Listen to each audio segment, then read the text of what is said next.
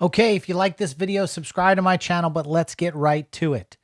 I just finished seeing Bad Boys for Life, and I have to say I enjoyed the movie. For a third installment and being so many years away from the last film, yeah, I was a little nervous going in. Are they going to be able to do it? Are they going to be able to catch the lightning in the bottle again? And for the most part, they did a great job. So, of course, this stars Will Smith and Martin Lawrence, and Will Smith is playing once again Mike Lowry, Detective Mike Lowry, and Martin Lawrence is Detective Marcus Burnett. Now, the chemistry between both of those actors is just amazing on screen. I have to say, it's got the same vibe and feeling as like Riggs and Murtaugh, Mel Gibson and Danny Glover, that banter back and forth. Except I think like Martin Lawrence elevates um, their duo with his comedy, uh, his one-liners, his zingers, his facial expressions when they're in jams. Uh, it was fun. They did a great job with this movie. Now it wasn't directed by Michael Bay this time. It was directed by Balal Falah. I think that's how you say it, and Aldi El Arbi. I guess it was a duo that shot the movie. It had a $90 million budget, and I think they'll definitely make a good chunk of that opening weekend. This opening weekend, I saw it at 6:30, the 6:30 show on Friday, and I really enjoyed it. They, of course, because like all these action heroes and people trying to relive these type of characters, so many years from where the original films were, is like you could see that they're aging. So they had to put a younger team around them. It was almost like the last Expendables film, Expendables 3, where you had all the action heroes from the 80s, and then they surrounded them with a bunch of young people, younger stars to kind of carry some of the action sequences. And maybe set them up for some either spin-off movies or something. But Vanessa Hudgens, I loved her in this film. I worked on a movie, Journey to the Mysterious Island, that starred Dwayne "The Rock" Johnson, Vanessa Hudgens, and Michael Caine. And she was awesome and so good to everybody on set. So it was nice to see Vanessa in this. And plus, she played such a hardcore. Right about now, we'll get into some spoilers.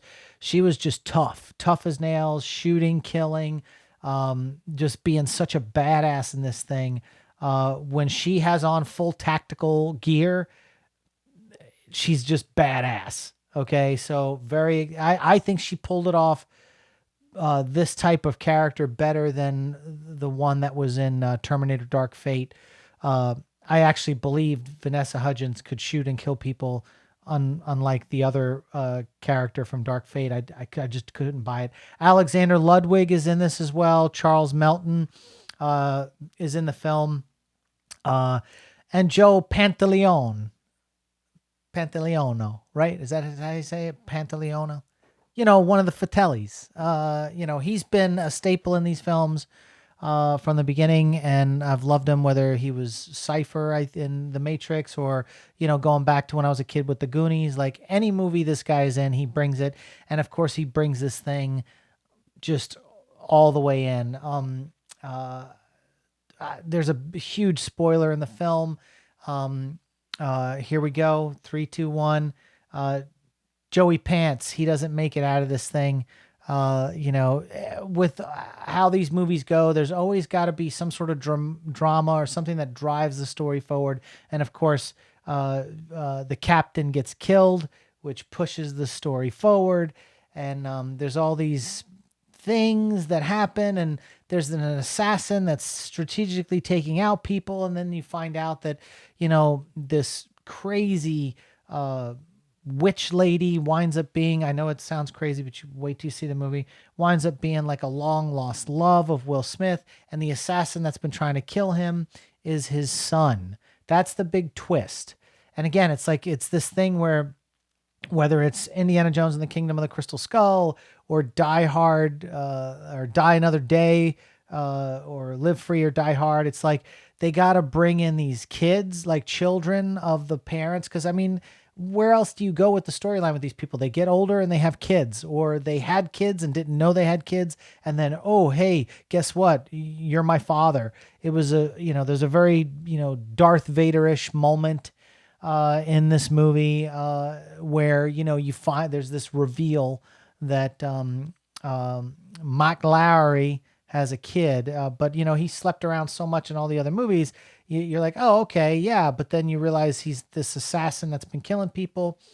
And I won't get into too much details or talk too much about the action sequences. They all speak for themselves. The movie did feel, whether you like Michael Bay or not, Michael Bay, the element of Michael Bay, his directing style, it was emulated in this movie, but he is definitely missed. Whether you are a Michael Bay fan or not, I love Michael Bay. I love The Rock. I like The Island. Of course, Bad Boys 2. I Transformers. I saw the first two, but after that I fell off of them, so I don't even count those kind of things. But Michael Bay has, you either love him or you don't, and I love him, and I think he's so much fun. Popcorn explosions, great stuff. Slow motion rises as people step up out of cars. I mean, he is who he is. You're either gonna love it or you're not. But the element of him was missing in this film. He just was. And then I heard that he might be signed on to direct the fourth film, because yes, there's a big cliffhanger thing at the end, post credit, or post pre credit. There's like credits. There was some comedy, like not outtakes, but like scenes that weren't in the movie that like you laughed at, and then they showed the scene where Will Smith walks up to his son, who is an assassin who's in a cage, serving time for all his murders and all this drug trafficking, everything he did. And he's like, hey, we've got a way to reduce your time. And he's like, I'm in. And so very much like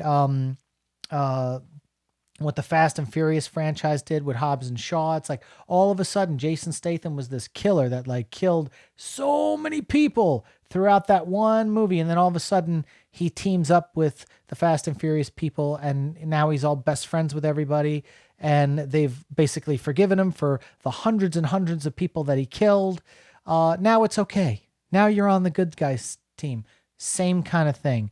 So now we've got Will Smith's son. So once again, you start getting into this area where, what are you really doing with this franchise? You bring in this other generation, but what is this other generation? What happens? Does it then everyone just become old?